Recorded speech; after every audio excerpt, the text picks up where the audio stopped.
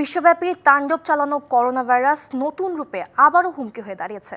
দেশে প্রতিদিনই করোনার নতুন নতুন ধরনে আক্রান্ত হচ্ছেন অনেকে। চলতি মাসে দেশে করোনা আক্রান্তের সংখ্যা ৮০ ছাড়িয়েছে। এদিকে বর্ষা মৌসুমে ডেঙ্গু রোগীও বাড়ছে পাল্লা দিয়ে। জ্বর, গায়ে ব্যথা সহ যে কোনো লক্ষণ দেখা দিলেই চিকিৎসকের শরণাপন্ন হতে পরামর্শ দিয়েছেন চিকিৎসকেরা। দেশে আবারও বাড়ছে করোনা ভাইরাসের সংক্রমণ। আইসিডিডিআরবি জানিয়েছে দেশে এক্সএফজি ও এক্সএফসি নামক করোনার নতুন দুটি ধরনের সংক্রমণ বেশি ঘটছে। ডিএনসিসি কোভিড হাসপাতালে জ্বর ও শরীরে ব্যথার লক্ষণ নিয়ে চিকিৎসা নিতে আসছেন বেশিরভাগ রোগী। আমার মেয়েদের ৯ তারিখ থেকে জ্বর আসছে, তো আজকে ডাক্তার দেখাতে আসলাম। আসছে আমার ভাইয়াকে ডাক্তার দেখাতে। শরীর ব্যথা, প্রচুর শরীর ব্যথা, শরীরের জোড়ায় জোড়ায় অনেক ব্যথা। কালকে রাত্রে একটু জ্বর জ্বর ভাব আসছে আর শরীর প্রচুর ব্যথা করছে।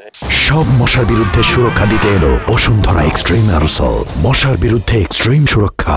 চিকিৎসকরা জানান এবার করোনা আক্রান্তদের নতুন লক্ষণ হিসাবে তীব্র গলা ব্যথার সাথে জ্বর কাশি দেখা যাচ্ছে। তো নতুন যে ভ্যারিয়েন্ট আসছে এখন পর্যন্ত যেটুকু জানা যাচ্ছে যে কিছু কিছু লক্ষণ পরিবর্তন করে ফেলেছে। যেমন একটি নতুন লক্ষণ দেখা যাচ্ছে যে তীব্র গলা ব্যথা, ঢোক গিলতে কিংবা খাবার খেতে, পানি খেতে কষ্ট হচ্ছে, গলা ব্যথা নিয়ে আসছেন রোগীরা।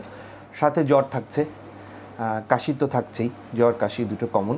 এদিকে বর্ষার মৌসুম হওয়ায় সারা দেশে বেড়েছে ডেঙ্গু ও চিকুনগুনিয়া রোগী। বরগুনায় ডেঙ্গু আক্রান্তের সংখ্যা সবচেয়ে বেশি। মাসেল পেইন, জয়েন্ট পেইন নিয়ে প্রচুর পেশেন্ট আসছেন। এবার কিন্তু চিকুনগুনিয়ার একটা মারাত্মক প্রকোপ হয়তো আমরা দেখতে পাচ্ছি।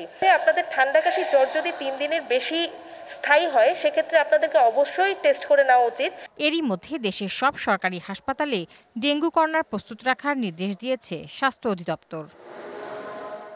Tahsina Jesy, DBC news, Dhaka.